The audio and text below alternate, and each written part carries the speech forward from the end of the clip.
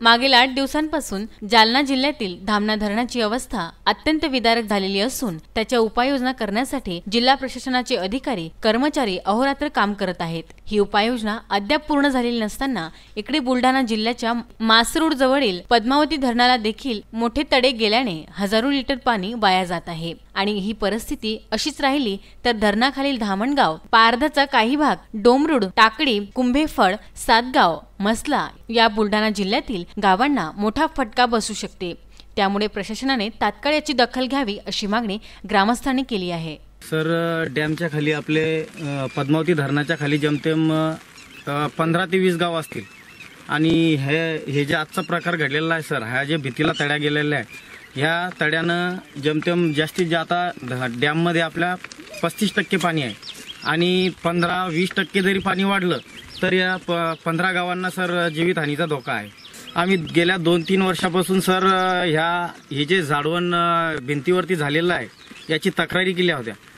चिखलीला जाऊन आम्ही पाटबंधारे विभागामध्ये आम्ही तक्रार केली होती, पेपरवर सुद्धा दिलं होतं, पण शासनाने त्याच्याकडे दुर्लक्ष केलं साहेब। ही परिस्थिती अशी साहेब की धामणगाव, खाली असलेलं पारदगाव, डोमरूड, टाकळी हे गावांना रात्रीच्या झोपा येत नाही साहेब, कारण की भीतीला तड्या गेलेल्या आहे, पाणी पास होतंय।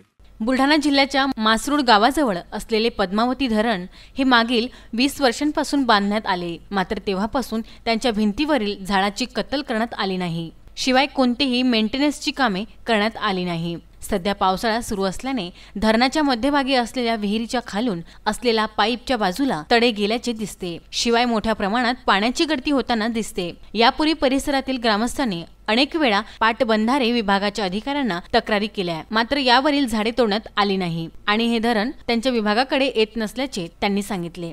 आमच्या धरणावर हे जे झाडं वाढलेलीच आहेत यांच्यासाठी लेखी तसेच पेपरमध्ये भरपूर तक्रारी दिलेल्या आहेत। तक्रारी दिल्याच्या नंतर पाटबंधारे विभागानं आजपर्यंत मेंटेनन्स खर्च घेतलेला असेल, कारण की बिना मेंटेनन्सचं तर कुठलंच काम होत नाही आणि मेंटेनन्स खर्च काढूनही जर आमच्या धरणावरचे झाडे ते काढू शकले नाही तर याचा जीवितहानीचा धोका धामणगाव व इतर 4-5 गावांना होऊ शकतो।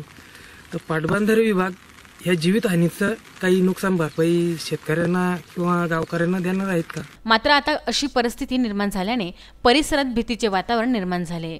तर पाटबंधारे विभागाच्या अधिकाऱ्यांनी धरणाला लागलेली गळती आणि गेलेले तडे याची पाहणी केली असता ग्रामस्थांनाही भीती बाळगण्याचे कारण नसल्याचे सांगितले, कारण लागलेली गळती ही फार मोठी नसून यावर झाडे वाढलेली असल्याचे कबूल केले।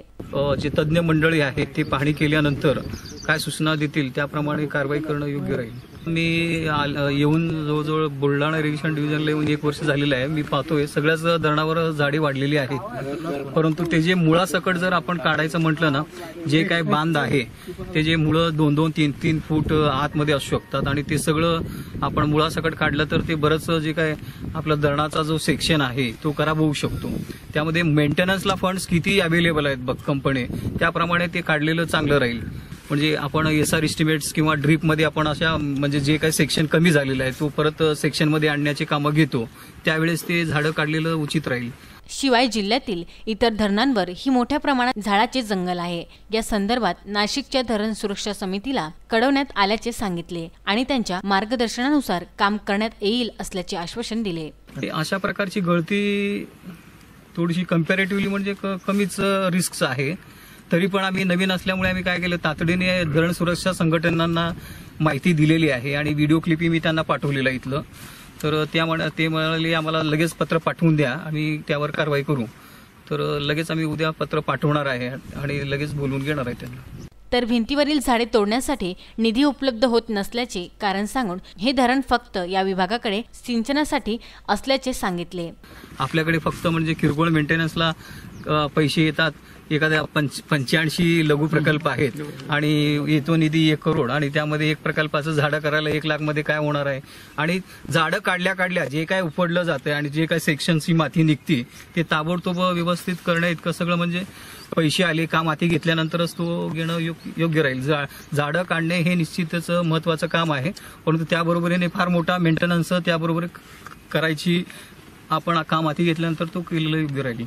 अशा प्रकारचे उडवाउडवीचे उत्तर दिले, मात्र धरणाच्या परिसरातील ग्रामस्थांमध्ये अजूनही भीती कायम आहे। VC न्यूज करता बुलढाणा येथून महेंद्र मिश्रा यांचा हा वृत्तांत.